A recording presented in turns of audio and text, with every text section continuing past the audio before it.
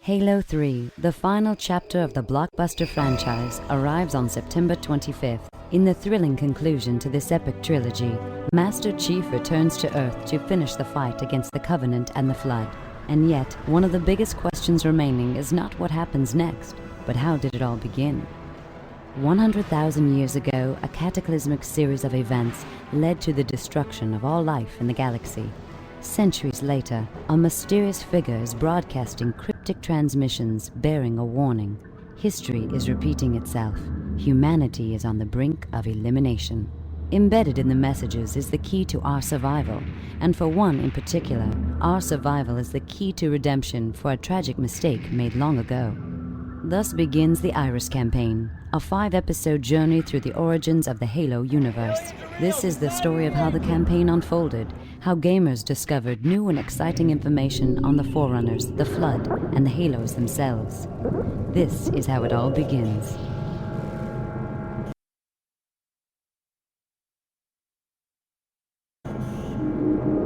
The campaign began on Monday, June 11th, when a mysterious entity calling himself Adjutant Reflex hacked the forums on Bungie.net. This single post sent a ripple through the Halo and gaming communities. After several more enigmatic messages, on June 14th, Halo fans received a cryptic email telling them to look for the signs and noting that a journey must commence. Hidden on the email was the same icon seen on Adjutant Reflex's avatar. Later that night, the next clue was discovered. Small ads in the weekly circulars for Best Buy and Circuit City, containing the now familiar glyph and pointing users to an online comic.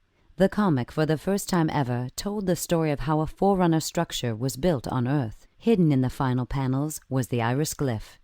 The following day, teams of people were spotted in major cities around the world, carrying signs and passing out flyers bearing the same glyph. These people claimed to be from an organization called the Society of the Ancients. Their core belief that aliens have visited Earth in the distant past and given humanity evolutionary bumps. Both websites contained the same IP address, which led users to the first of 5 Forerunner servers. Here they discovered a video time capsule and data log detailing the final moments before the Halos were originally activated thousands of years ago. Meanwhile, Adjutant Reflex resurfaced, this time warning users of a new, more powerful entity. But soon he was terminated, his messages deleted. The game had begun. Over 400,000 users visited Server 1, and traffic to Halo3.com more than tripled. Forums on Bungie.net and major fan sites came alive. The events of Episode 1 were covered on every major gaming site, as well as several major news publications.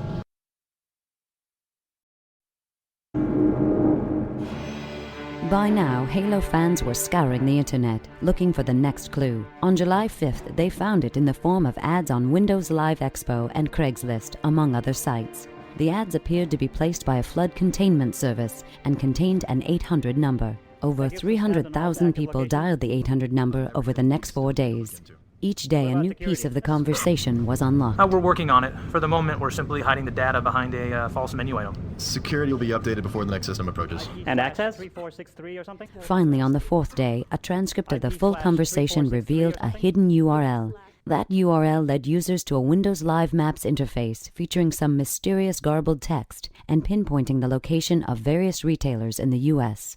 Halo fans flocked to their nearest retailer and quickly found the next clue. Do you think we'll ever meet them? A cryptic quote from a French philosopher hidden on Xbox 360 kiosks. The French philosopher was the key. Using a 400-year-old cipher he developed, users were able to decode the message. The decoded text led users to the second server, which contained valuable new insight into the origins and the dangers of the Flood. Within the first 24 hours, over 57,000 people visited the second server and downloaded its contents.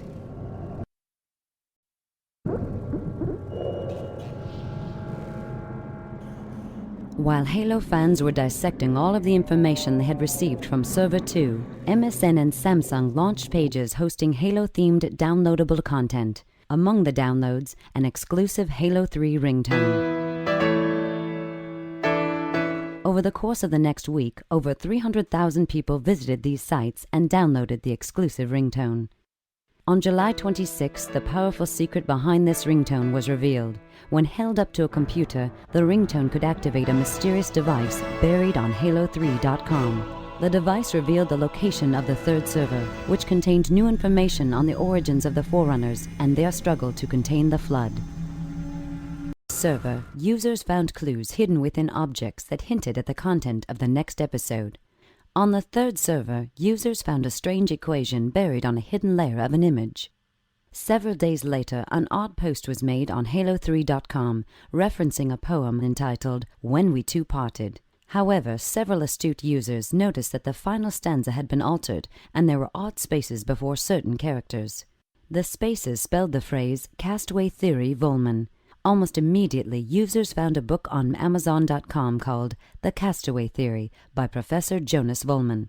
The book theorized that human DNA is actually foreign to Earth, and the book's cover matched the image found on the third server exactly.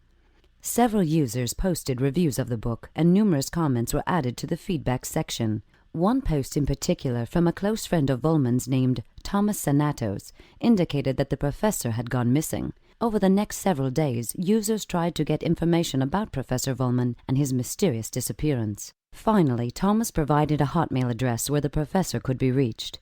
Within minutes, over 5,000 people tried contacting the professor using Windows Live Messenger. An interactive chat agent designed with the professor's personality was able to simulate conversations with thousands of people simultaneously. A certain line of questioning would prompt the professor to reveal the location of the fourth server. On each of the Forerunner servers, users were able to download a mysterious star map. While there was much speculation on what the star maps revealed, the fourth server finally provided the answer. Overlaying the star maps on top of each other revealed the phrase, the artifact location, which led users to a website containing GPS coordinates and a date and time. In New York, LA, and Seattle, on August 16th, the fifth and final Forerunner video was broadcast onto the sides of buildings at those coordinates.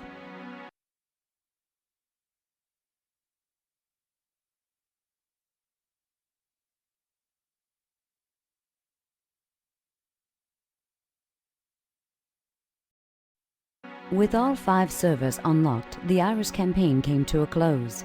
Each of the 5 servers contained glimpses into the origins of the Forerunners and their struggle against the Flood. However, for all the questions Iris answered, many more still remain. Who was behind the cryptic messages? What ultimately led to the tragic decision made thousands of years ago to ignite the Halos? And are we destined to repeat this fate once again?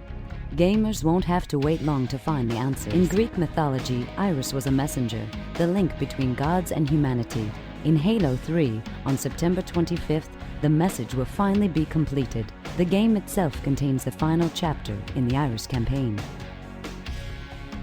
From newspaper circulars to in-store kiosks, conspiracy street teams to fake books, from chat agents to mobile phones, Iris set a new standard for multimedia campaigns. And the response has been overwhelming. Over 1.5 million visitors have come to Halo3.com since the campaign began. Pre-orders for Halo 3 reached the 1 million mark, driven in part by Iris. But most importantly, the Iris campaign set the stage for a blockbuster launch of the biggest game in years, Halo 3.